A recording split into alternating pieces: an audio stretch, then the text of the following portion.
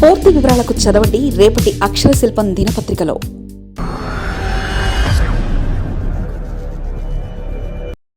రాజకీయ అధినేతలు అంతా ఇంతే, పార్టీలు వేరేనా వారంతా ఒకటే, అధికారం ప్రతిపక్షం ఇక్కడ, ఆస్తులు అక్కడ. అలాంటి పరిస్థితి ఏ రాష్ట్రంలోనూ దేశంలోనూ ఉండకపోవచ్చట. ఆ నిర్వాహకుల వల్లే రాష్ట్రం పేదాంధ్రగా, భారత దాయాది పొరుగు దేశమైన పాకిస్తాన్ నిరంతరం ఏదో ఒక సంక్షోభంలో మగ్గిపోతుంటుంది. రాజకీయ అధికారం, సైనిక పెత్తనం మధ్య జరిగే సంఘర్షణలో ఒక ఎత్తైతే, నాటి కారణంగా గత కొన్నేళ్లుగా చుట్టుముట్టిన ఆర్థిక సంక్షోభం మరో ఎత్తు. ఫలితంగా పాకిస్తాన్ ప్రజలు పేదరికంతో అల్లాడిపోతున్నారు. కానీ వెడ్డూడం ఏంటంటే, వారిని ఉద్ధరిస్తామంటూ గద్దెనెక్కిన పాలకులు మాత్రం కోట్లకు పడగలెత్తిన వారే. కానీ స్వదేశంలో వారి ఆస్తులు పెద్దగా కనిపించవు. ఇక్కడ వ్యాపారాలు, రాజకీయాల ద్వారా కూడబెట్టిన ఆస్తులను America, England, Canada, Australia, Gulf వంటి దేశాల్లో పోగేస్తూ వీలు చిక్కినప్పుడల్లా ఆ దేశాల్లో వాలిపోతూ విలాసాలు, విహారాల్లో మునిగి తేలుంటారు. ఇక్కడి ప్రజలు రోజు గడవడమే కష్టమై అల్లాడిపోతుంటే, ఈ నేతల పిల్లలు, కుటుంబాలు మాత్రం విదేశాల్లో జల్సా చేస్తుంటారు. ఈ పరిస్థితి ఇప్పుడు మన రాష్ట్ర నేతలకు వర్తిస్తుందన్న చర్చ మొదలైంది. ఆంధ్ర రాష్ట్ర పాలకుల తీరు పాక్ పాలకులను తలపిస్తుందన్న వ్యాఖ్యలు వినిపిస్తున్నాయి. ఆంధ్ర, తెలంగాణ 2 రాష్ట్రాలుగా విడిపోయి 11 ఏళ్లు దాటింది. మన రాష్ట్రంలో ఇప్పటికే 2 ప్రభుత్వాలు కాలపరిమితి ముగించుకొని 3వ ప్రభుత్వం కొనసాగుతుంది. కానీ ఇప్పటికీ పాలకులు ఆయారాం గయారాం అన్నట్లు తెలంగాణ రాజధాని హైదరాబాద్ నుంచే రాకపోకలు సాగిస్తూ ఇక్కడ రాష్ట్రాన్ని పాలిస్తున్నారు. పాలకులు, నాయకులు జనం మధ్య, జనంతో ఉంటేనే సమస్యలు తెలుస్తాయి, కర్తవ్యం బోధపడుతుంది, సుపరిపాలన సులువవుతుంది. కానీ మన పాలకులు వారాంతరాల్లో అమరావతి నుంచి ఎగిరిపోయి హైదరాబాద్లో వాలిపోతుంటారు.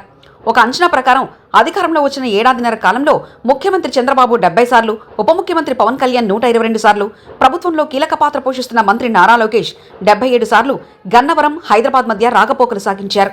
2014-19 మధ్య అధికారంలో ఉన్నప్పుడు చంద్రబాబు కరకట్టపై ఉన్న భవనంలో తాత్కాలిక నివాసంలో ఉంటూనే వారాంతరంలో హైదరాబాద్ వెళ్లిపోయేవారు. దీంతో అప్పట్లో వైకాపా విమర్శలు గుప్పించడంతో రెండోసారి సీఎం అయిన తర్వాత తన సొంత నియోజకవర్గం కుప్పంలో సొంత భవనం సమకూర్చుకున్నారు. అయినా ఇప్పుడు అదే తంతు కొనసాగుతుంది. జనసేన అధినేత డిప్యూటీ సీఎం పవన్ కళ్యాణ్ ఎన్నికల ముందు పిఠాపురంలో నివాసం ఉంటానంటూ భవనాన్ని అద్దెకు తీసుకున్నారు. కానీ ఎన్నికల తర్వాత అటువైపు చూడడం లేదు. ఇక ప్రతిపక్ష హోదా కోసం పట్టుబడుతున్న వైకాపా అధినేత, మాజీ సీఎం జగన్ అధికారంలో ఉన్నప్పుడు తాడేపల్లిలో శాశ్వత నివాసం ఏర్పాటు చేసుకున్నా పదవి కోల్పోయిన తర్వాత తాడేపల్లి నివాసంలో కంటే హైదరాబాద్, బెంగళూరులోనే ఎక్కువగా గడుపుతున్నారు. యథా రాజా తదా ప్రజా అన్నట్లు అధినేతలే ఈ తీరున ఉండడంతో ఆయా పార్టీల ప్రజాప్రతినిధులు, నాయకులు కూడా అదే ఫాలో అవుతున్నారు. ఉమ్మడి ఆంధ్రప్రదేశ్ ఉన్నప్పటికీ ఇదే దుస్సాంప్రదాయం కొనసాగుతుంది. తెలంగాణ ఉద్యమం జరుగుతున్నప్పుడు ఆ ప్రాంత కాంగ్రెస్ ఎంపీలు ప్రత్యేక రాష్ట్రం ఇమ్మని అడగడానికి ప్రతివారం ఢిల్లీ వెళ్లి సోనియా గాంధీ వద్ద పడిగాపులు పాడేవారు. నిజంగా తెలంగాణ కావాలనే కోరికతో వెళ్లేవారో లేక కేసీఆర్కు క్రెడిట్ దక్కుతుందని వెళ్లేవారో తెలియదు, కానీ ఆ పేరుతో పాటలు పడేవారు. అవే రోజుల్లో ఆంధ్ర కాంగ్రెస్ ఎంపీలు మాత్రం సొంత పనులు చక్కబెట్టుకోవడానికి, కాంట్రాక్టర్లు దక్కించుకోవడానికి తాపత్రయపడేవారు. ఒకరంటే ఒకరు కూడా తెలంగాణ రాష్ట్రం ఇచ్చేస్తే ఆంధ్ర ప్రజల పరిస్థితి ఏంటని కనీసం ఆలోచించలేదు. ఆంధ్ర ప్రాంత అభివృద్ధికి ఫలానవి కావాలని కూడా అడగకపోయినా రాష్ట్రానికి తమ నియోజకవర్గాలు వచ్చి తెలంగాణ రాదు అని గొప్పలు చెప్పుకునేవారు. అప్పట్లో ప్రతిపక్షంలో ఉన్న తెలుగుదేశం నాయకులది అదే పరిస్థితి. రాజకీయ ఆటలో అరటిపండు అని జనాలు నవ్వుకున్న చిరంజీవే వీరందరికంటే కొంత నయం. హైదరాబాద్ను కేంద్రపాలిత ప్రాంతం చేస్తే బాగుంటుందని కాంగ్రెస్ హైకమాండ్ను కోరింది ఆయనొక్కడే. ఆంధ్ర ప్రాంత పారిశ్రామికవేత్తలు, వ్యాపారవేత్తలు, నాయకులు ఎంతసేపు ప్రత్యేక తెలంగాణ ఇవ్వడం జరగని పని అని ఎవరికి వారుగా నిర్ణయించుకొని ఆ మత్తులో ఉండిపోయి తెలంగాణ ఇచ్చిన సోనియాను నిందించారే తప్ప తమకు తెలంగాణలో బతకాల్సిన కర్మ ఏమిటి, మన ఆంధ్ర రాష్ట్రంలో మనం ఉందాం, అక్కడే మన వ్యాపారాలు, పరిశ్రమలు పెంచుకుందామని అనుకోలేదు.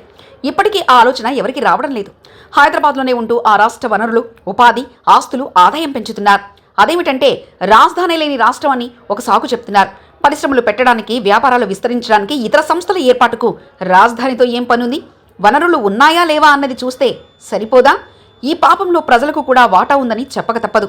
ఆంధ్రప్రదేశ్ అభివృద్ధికి ఒక నయా పైసా కృషి కూడా ఖర్చు చేయకుండా హైదరాబాద్లో ఆస్తులు పోగేసి ఆంధ్రకు టూరిస్టులుగా వస్తున్న నాయకులనే నెత్తిన పెట్టుకొని అధికారాన్ని పువ్వుల్లో పెట్టి అప్పగిస్తున్నారు మన ఉదారవాద ఆంధ్రులు.